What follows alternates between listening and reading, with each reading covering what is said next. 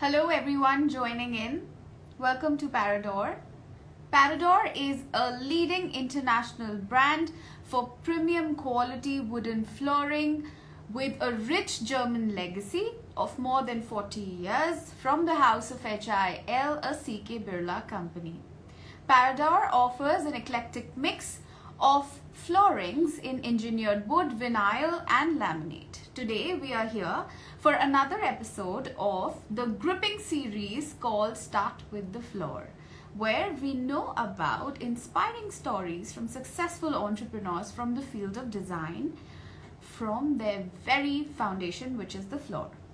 I think everybody would be very interested to know about who our guest is for today.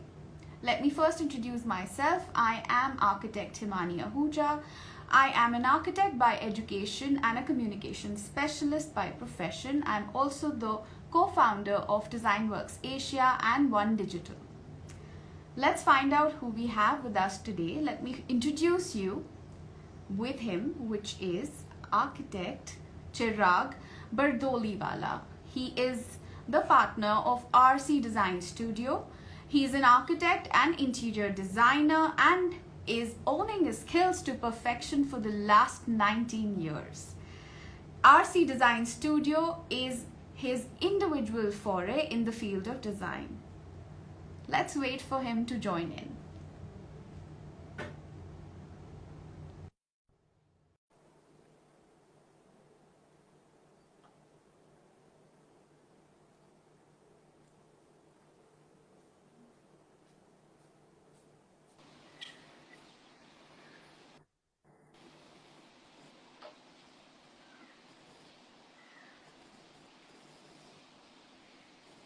Hello. Hi. We still can't see. Hi, can you hear me? Yes, I can hear you, but I still can't see your video. You can't. 1 second. Because I can see both of us. So, just 1 second. Just hold on, please. Right? Is everybody able to see both of us? Okay, great. I think the audience is able to see everybody.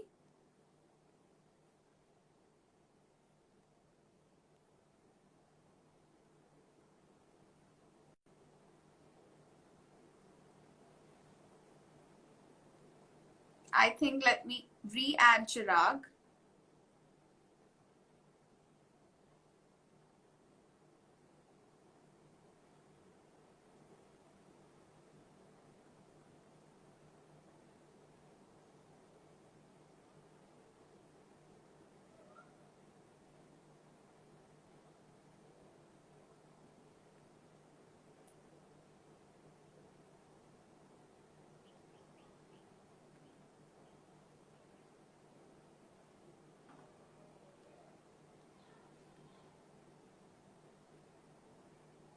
Yes, I'm trying to add him back. Hi.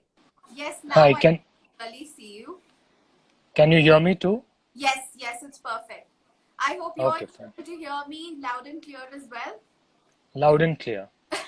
All right. Welcome to Parador. Thank you for joining in, and we are very, very happy to have you and to know Thank you. about you. Let's Thank not you. waste any time and let's start with knowing more about you. If you can tell me a little more about, your early years, what was the kind of house that you grew in, and did it have any influences of design and architecture? Okay, so Himani, I was born and brought up in Bombay, Okay. and early years, as in, was brought up in a very simple Parsi household. I'm a Zoroastrian by faith.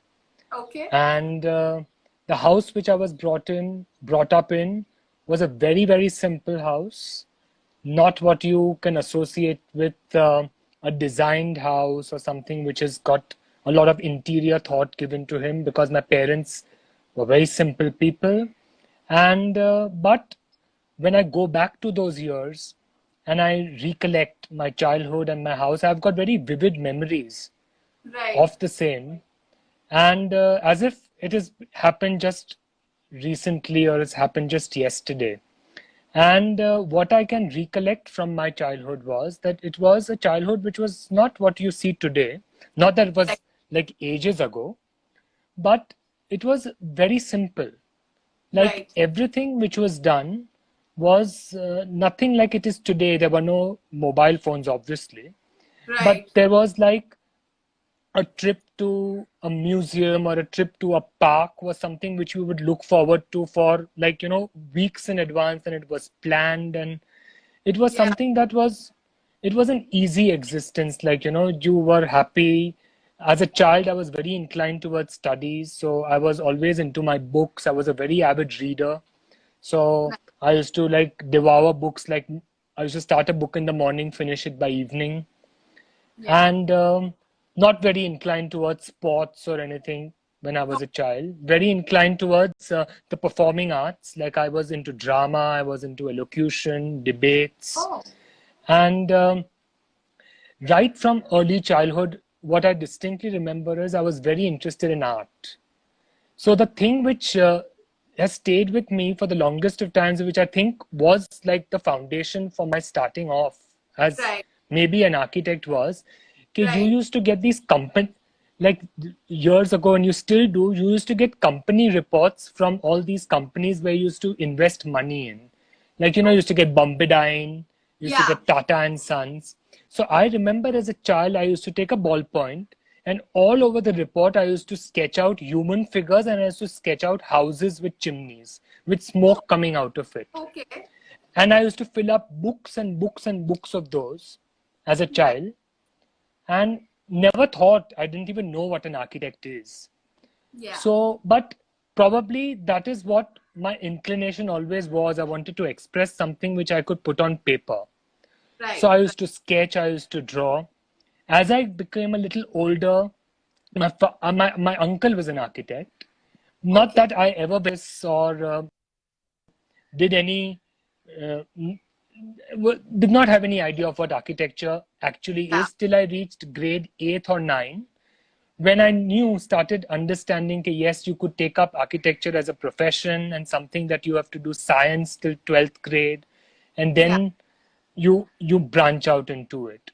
So I was very sure that I wanted to do something which was creative, something which I could express to that at that given point of time.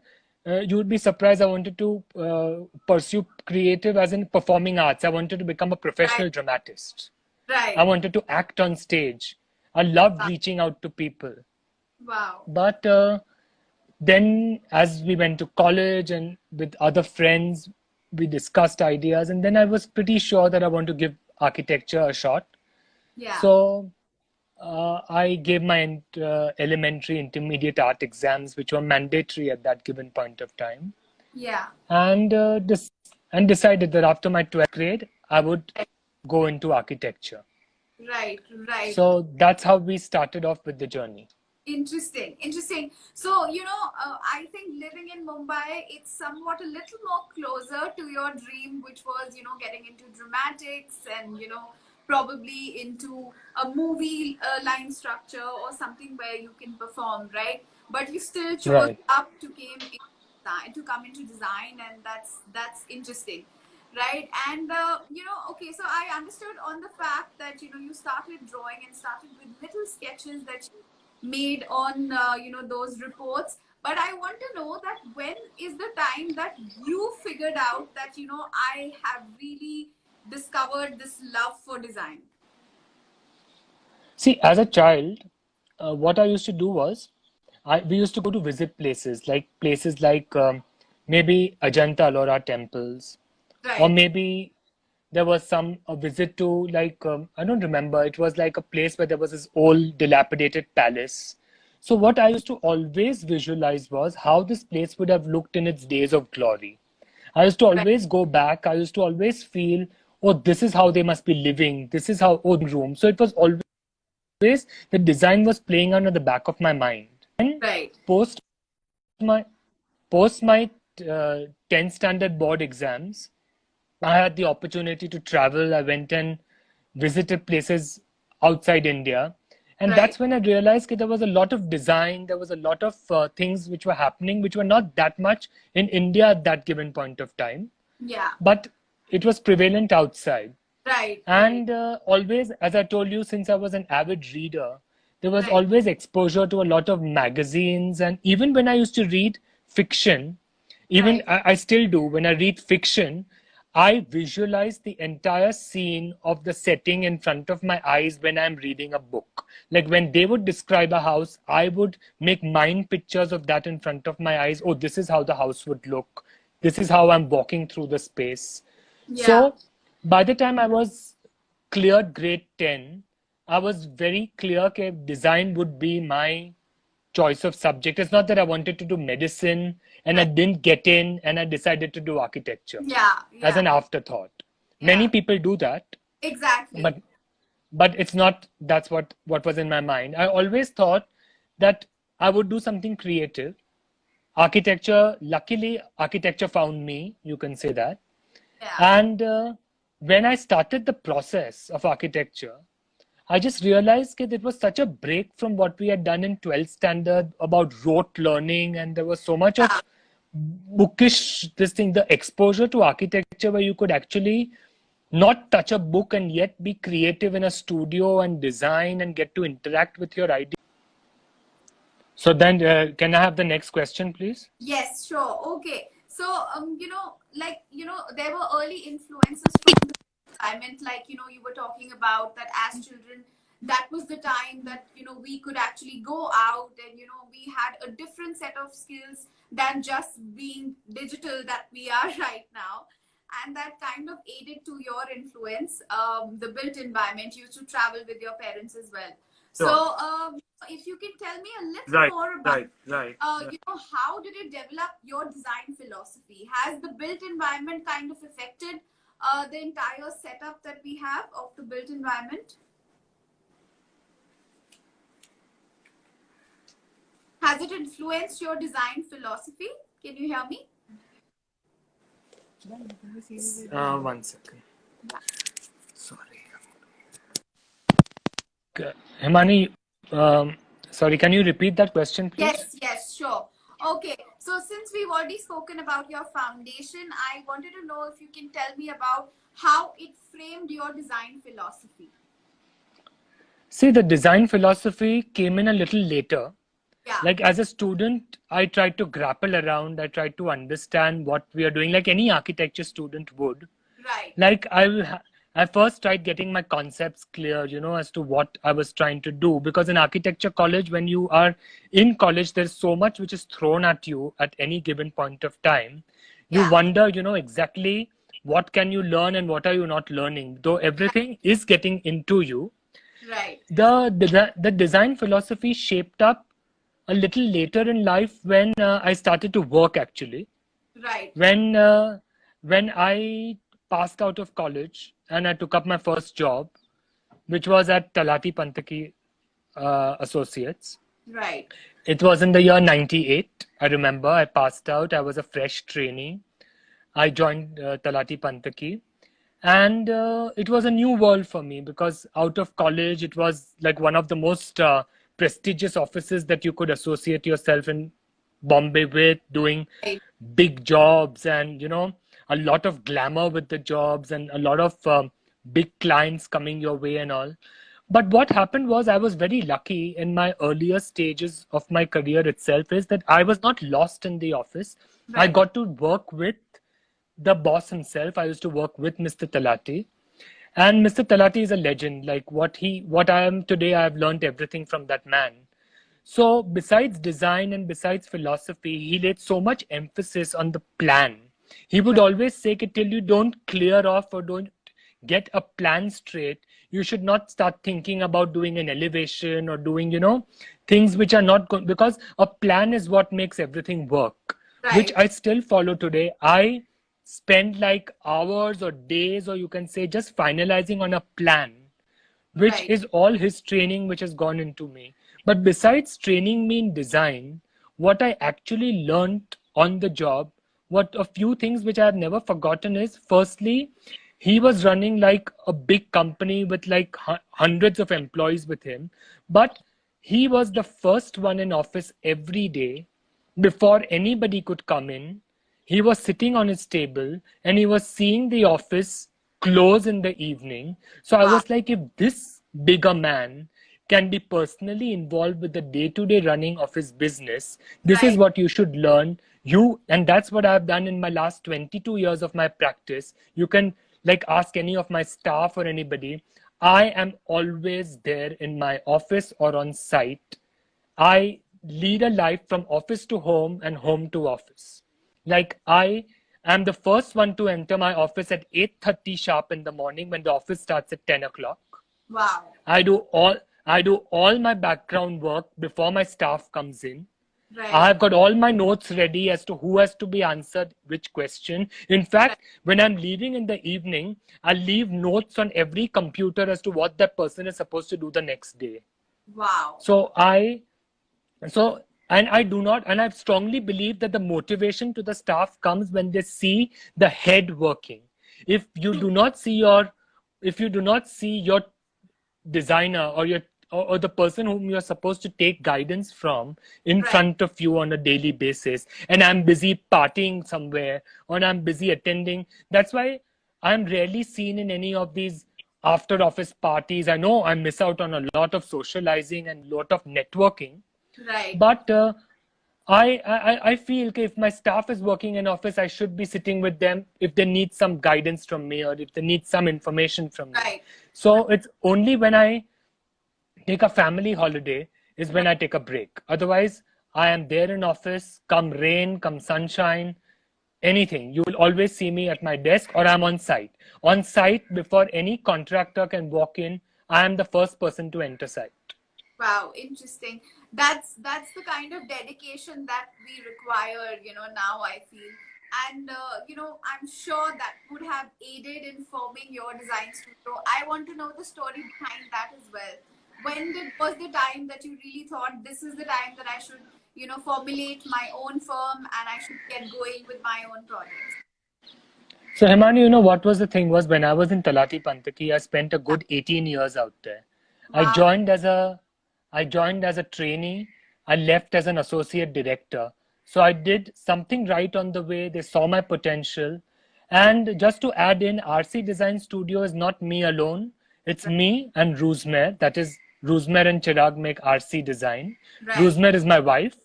Right. We have been classmates from college and we've studied together.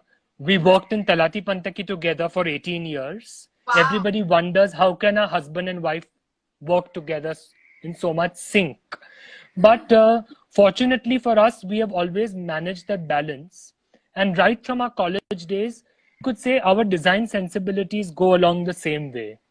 Though Rosemary is not the very vociferous part of RC Design Studio, you will see me as the face. But Yeah. our design sensibility, our work ethics. Like I remember, just a little aside, that the day we were going to get married, Yeah. or the day, I remember on the day of my engagement, the engagement was at 6 o'clock. My Yeah. wife was attending a meeting at 4 o'clock in the evening at my boss's house. Oh my God. And she came back from there and we took I think a 10-day holiday after our wedding and we were back at work. Wow. So Really we something. follow the same ethics. Yeah. Yeah. We follow the same ethics and so it's really helped us. So right now also RC Design Studio is a very cohesive effort between both of us. And so what we decided was, I always had it in the back of my mind, I will start my studio when I feel I'm stopped learning something new from the place I'm working in. Right. So I had reached a point of saturation at Talati and Pantaki, though it was a wonderful experience. You could not have asked for anything better. You had got a beautiful office, sea facing, you had got lovely staff, good bosses. But there was a time when I realized, okay, now what? If I continue, I can continue for a lifetime out here. But Right. that was not what I was looking for. So I Right. took a big risk. After Yeah. 18 years of work, I decided I should get uncomfortable once again. I should go out, roll up my sleeves, and start afresh. Yeah. So both of us moved out. we took up our first office, which was like a small room where both of us sat and we decided, oh, now we should do our own thing. But Yeah. fortunately for me, what had happened was on these 18 years, people had seen me work so hard that those clients felt that now if he's moving out, maybe we should give him a chance and we should give Yeah. him some work to do. Yeah. So, luckily, with the grace of God, we were not finding work. Right. There was work which came to me.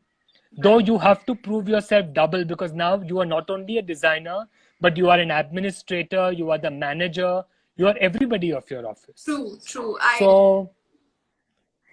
So in 2016, the idea formulated that now RC Design Studio should take shape and we Right. should move ahead. And luckily for me, what happened was I started in Talati as an architect. Okay. But over the period of time, what happened was I used to hand over my projects to the interior design department of the same firm. Okay. And I used to feel that they were not doing justice to what I had thought of my bungalow or my space should look like. So after a Right. lot of contemplation, I decided, okay, why don't I only do the interiors? So what if I'm not a qualified interior designer, but Right. I am a creative person? So I started off with interiors. I started off with a lot of show flats in the beginning. Right. And what I used to do was I used to design. The design is in you. In a creative person, you can't take the design out of that creative person. Whether Yeah. I'm designing a building or I'm designing an interior. But I did not know head or tail of interiors. I did not know how does a person apply POP on the wall Yeah. or what comes first. Will they do the flooring first or what they do the POP first? Yeah. So what I used to do was I used to just go and sit on site and I used to observe all the people working on site. What is the carpenter doing? What is the civil person doing? And till date, I always pass on the same message to my staff as well, that you have to learn from the people who are masters at their trade. What my carpenter can do, I cannot do. He knows his job. So you have to give them that space to design and you learn from them. So the learning process still continues. After 22 years of being in practice, I cannot say I've learned interiors today, I've learned architecture today. Yeah. I go to site with a clean slate, always enthusiastic that today I will learn something new. I always tell my staff that don't be draftsmen, This is what I've learned even from my earlier job. Mr. Talati used to scold us, are you draftsmen or are you designers? Just Right. think and design. Make a mistake. Like you will be scolded for it. You will be like probably humiliated for it in front of 3, 4 people. Yeah. But what goes into that after that scolding is going to be ingrained into your system. Right. So Right. I'm very surprised, when I take interviews for jobs of my staff, I Yeah. see people who have worked for 3 months, worked for 4 months, and changed the job. Yeah. Why did you change the job? Oh, we learned enough. We have now mastered residential interiors. Now we want to do commercial. Yeah. I said, when I have not mastered after 22 years, when Yeah. I am trying to learn even today, who are you to say that you have mastered it? This is a trend which I'm seeing today, which is so relevant. Like, people don't want to stay anywhere. They don't want to establish any roots. They Right. just feel, okay, I've got X amount of money on this job. The next job will pay me more. It Yeah. is more of a remuneration part of it. That the joy. So, as you have written in your initial dialogue, I also am a professor. I used to teach in college. Right. So I invest a lot of time to teach my staff. I sit with them, I explain to them. So it really hurts after putting in so much effort on one person if the Yeah. person just decides to pack off and just say, no, I want to go to another firm. Yeah. I just feel that I have given you so much. Just let me get something in return. So Yeah. I think it's expecting a bit too much, but this is a Yeah. little aside, That's which I the just part and thought, parcel of it, part and parcel of yeah. around people. But yes, I agree. The loyalty, the dedication that you kind of put into someone, and this happens, then yeah, you are hurt a little. I get that. So So then RC design was established. I started with one person. I was one person and one peon. Yeah. And we used to go through all the sites. I still do. I am there for every site meeting. Then we became larger, and today we have got at least like 8 to 10 interior designers. We are a team of 5 or 6 architects, besides me and Rusmer. We have office staff, and we are a small firm. I do not believe in a lot of numbers because Yeah. I believe if a person works efficiently, a person can do a lot of work by himself. You need not relegate, you did not have too many cooks attacking one project. You Right. can, so the policy and philosophy of the office is that besides me, I always involve 2 more people on any project. And, unlike other offices whom I've experienced or heard about, my designers are involved in every design process. They don't just sit in the computer, I carry the drawing to site and I meet the client. No, they are there for every site meeting. They are there for every material selection. I Right. want to expose them to the whole process, Right. because as a boss, I can be selfish and get my work done. But as a person who wants to pass on knowledge to the next generation, I have to see to it that they are learning in the process and enjoying themselves. Right. So when I go for veneer selection, for example, I always take the people. If there are 3 people for that site, all 3 will come with me to select the veneer. Though I may do the decisions, but Right. let them know what is the thought process going on behind the whole thing. Right. So RC Design Studio is like my second home. I treat my staff as my own family, and I tend to establish very close bonds with all my staff. Unfortunately, so I expect a lot of from them. Right. But since my wife is also there in office along with me, and we are spending almost more than half a day out there, Yeah. that relationship is very important. So that's how we work, and that's how I like to work. Right, right. Interesting, interesting to know the thought process, and I think a well thought of process to go in further. I think till the time you don't learn from the grassroots level, you really don't learn, and I think it's You really don't learn. right. Okay, so I want to know from you, what has been the best moment of your career so far, and how have you kind of imbibed that in you, and Oh, keeping there that have been there have been several. right. But to just to start off it, the first project I did, like in totality, was a villa which I did in Lonavala. Okay. Okay, and we started from the scratch, and we used to have every week. I used to go to Lonavala, and we did 9 months of weekly travel. In the morning, going, coming back at night, and the bungalow shaped up. And Yeah. when we had the housewarming party, and when I saw the response of the family who was going to stay in that house, the Yeah. sheer joy of the people looking at the space which I had created for them, and I felt, wow, I have done something right. Today is the Yeah. day where I am seeing that people are so happy with what I have done for them. Yeah. And that's when I realized how important it is, besides designing, to create friendship and create a lifelong relationship with all your clients as well. It's True. very important. So today, Himani, after all these years, I can very proudly say that I can enter any site which I have done to, and the client will warmly welcome me in their house because I have never left a site on a bad note, Right. unless the client has really decided not to go ahead with me and really antagonize me in some way. One or Yeah. two. Otherwise, those clients are always there with me at the at one phone call they make, and the service is provided to them. Yeah. And we believe that this way is the way forward. Then True. they refer other clients to you, and it becomes like more a very personal approach to the whole thing. Right. It is very tiresome to be onto so many things any given point of time, but Right. that's how it is. So that one bungalow which I did, which established my stronghold into the field of design, that yes, I can do it, now, was that affirmation, was a very high point in my career.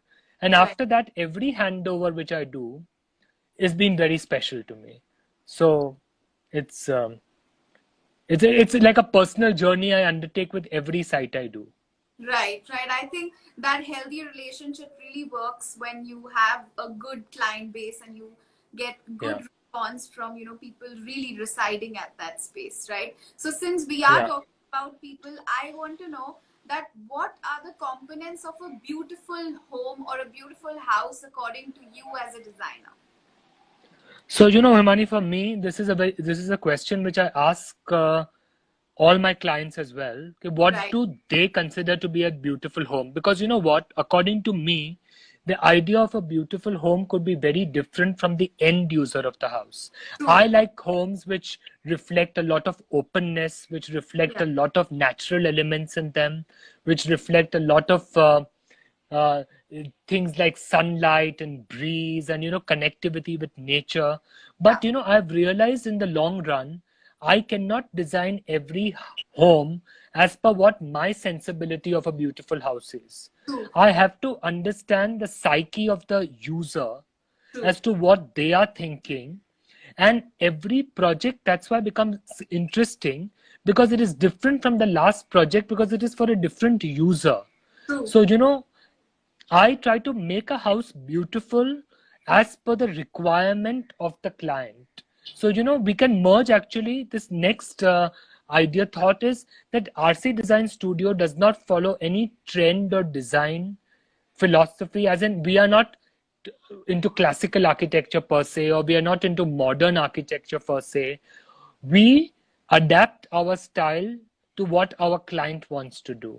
Right. Yes, we stay true to the form. If you tell me to design a classical home, I will not try to give you a half classical, half modern, Yeah. half contemporary setup. We stick to architecture in its purest form, Yeah. but it should satisfy the user finally, because they are going to be occupying the space. Right. I Right. am That's just the very important. medium Yeah. I am just the medium, or just the finger they have to catch, which will guide them in the process of making their house into a beautiful home. True. Because what I strongly believe as a part of my philosophy is that a built space can affect a psychology of a person to a great extent, even to an extent that it can affect the person mentally by Right. staying in a place he's not comfortable in. You should be in harmony to the space you live in. So I try to design spaces by way of color, by way of forms, by way of styles, which will be conducive to my client rather than to myself. So, Right. I always adapt myself to my client's thought processes, and that makes it a big success, all the sites, because finally the client understands that I am trying to bring his viewpoint into picture. True. True. So, a beautiful home, according to me, is any home in which the client is happy at the end of the day and they are feeling comfortable to go back to their space and Yeah. relax. Yeah. Right. Right. Especially in this COVID lockdown, just before COVID, we did 2 or 3 handovers. And Hmm. during the lockdown, I have these clients call up and say, okay, we do not feel the pressure of the lockdown because you have designed such a beautiful house for ourselves. We are so happy in it. Yeah. So that is like such Right. a high, this, I will not say this time has been easy. We are, all have gone through a lot of mental stress, a lot of pressure, as to what, there's so much uncertainty. But Yeah. when you get this message or when you get this phone call that, we are so happy in the space you have designed for us, Yeah. it is like, it is de-stressing, you feel True. suddenly happy that you have done something right. So True. that is, according to me, a beautiful home. Thank you for telling us that. And I think that is the true definition of a beautiful house when I really ask a designer this question, because the end user is actually the end goal of anything and everything that we are doing, right? Sure. Yes. So I would like to ask you, since before this you were telling me a little more about RC Design Studio, that right now you come in a position when you're working at your own firm, that you're also handling the job of maybe the accounts team, also handling the HR, the design team head, everything and anything, right? So I want to know if you can give me some advice for young designers starting out today and tell me that what are the tips that are required to kind of go out. Okay, fine. See, the first and foremost tip which I would give to any designer, it's not a tip. I think it is like a mantra which they should follow is Yeah. always respect and value time. Right. Nothing is more important than time.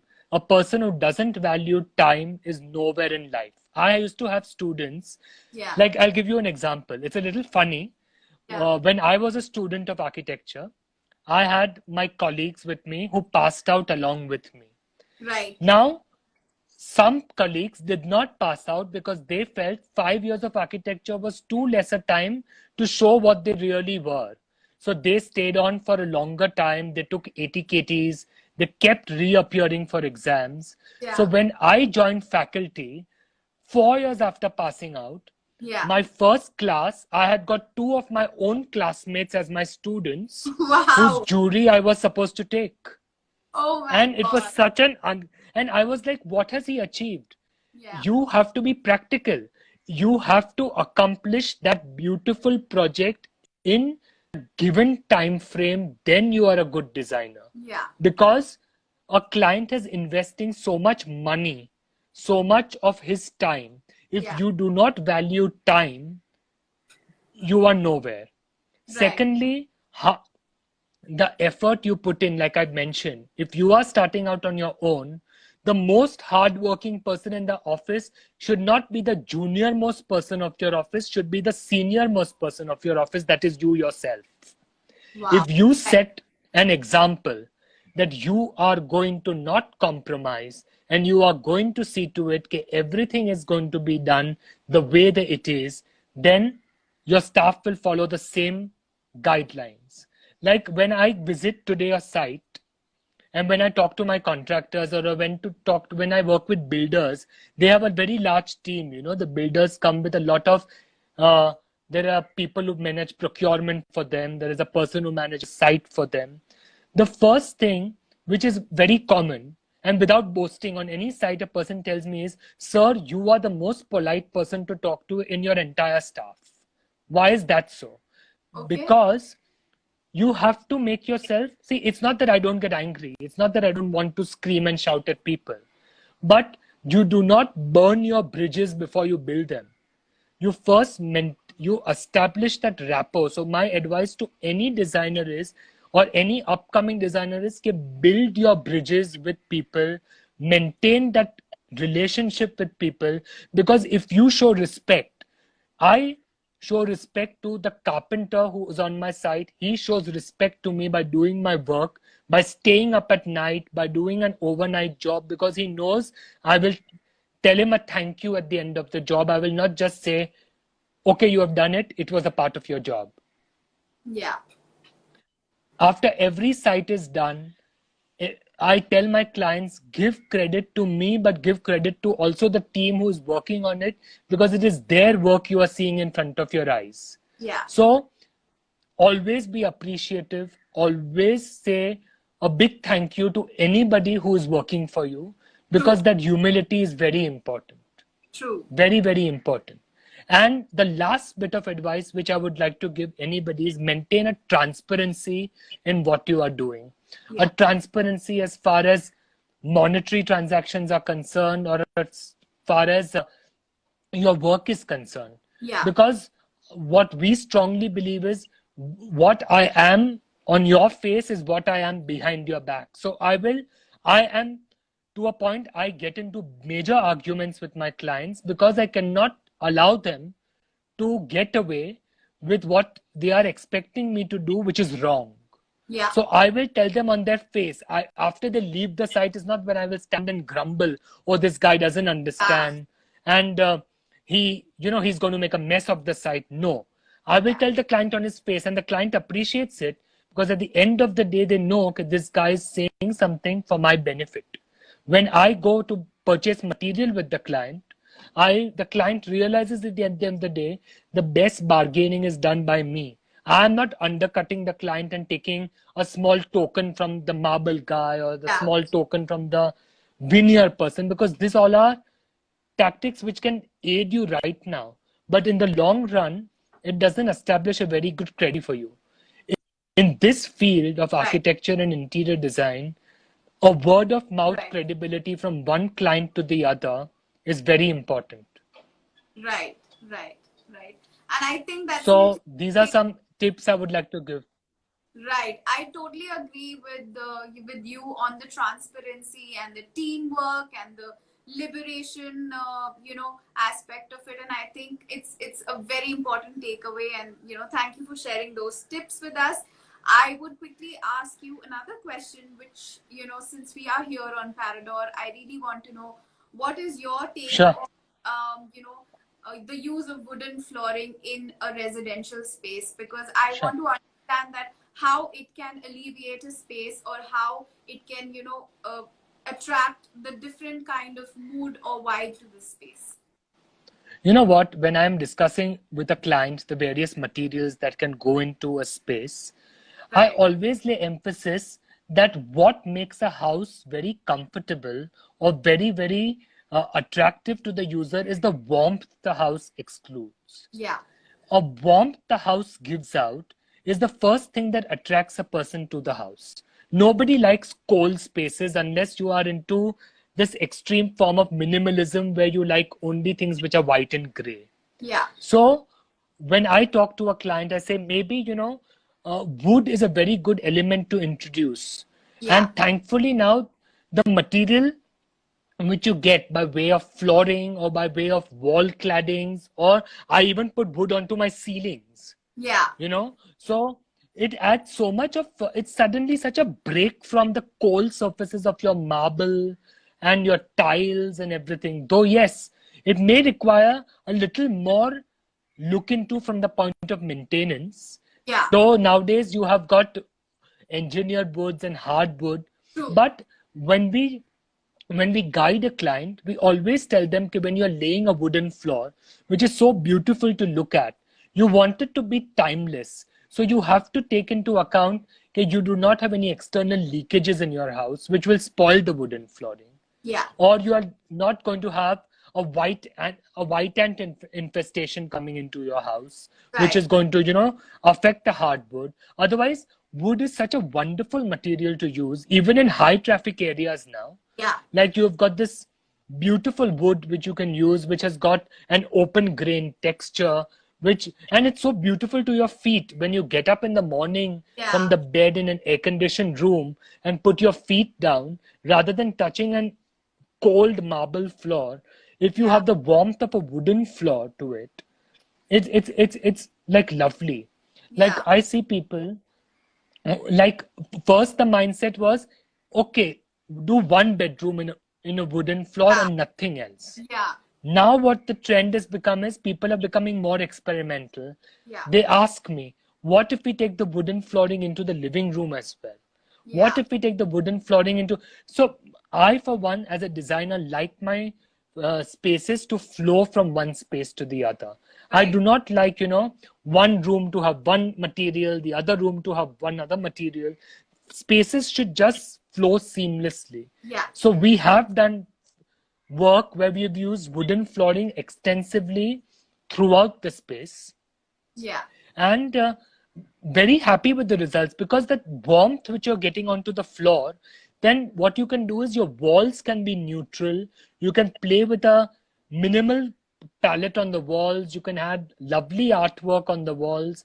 There is nothing to distract you because the floor blends so well Yeah. with the interior.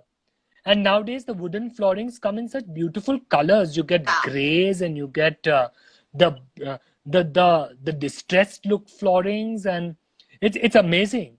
And it can make your house from a classical to a contemporary to a minimal to I the agree. style you like. A wooden flooring can just blend into that style for you. True. True. It is like an ace up your sleeve. You just have to use it properly. You Right. can't go wrong with it. Right, right. And it doesn't restrict you, from one typology. It kind of flows in, like you said, from any typology or style that you really want your house Of to be. course, of course, of course. Yeah. Because if you look at history, if you Yeah. look at all the structures which have been, you see your palazzos in Italy and Venice and all that, they've got beautiful wooden floorings. Yeah. Where is the marble? Yeah. They probably use. So we do the reverse. We also do the reverse. We take the wooden on the floor and we clad the walls in the stone, Okay. which is so timeless, which is so classic, Okay. and it looks beautiful Right. because you appreciate and admire both the materials then. Right. Right. Right. Right. Thank you, Chirag, for sharing such an insightful, feed with our audience, and sharing tips and tricks, and probably your journey into design as well. And Pleasure. really happy to kind of share this space with you. Thank you so much for coming on Parador and telling us your story from the floor, from the foundation to the ceiling. Thank you. Thank you. It's been a total pleasure. Thank you. Thank you.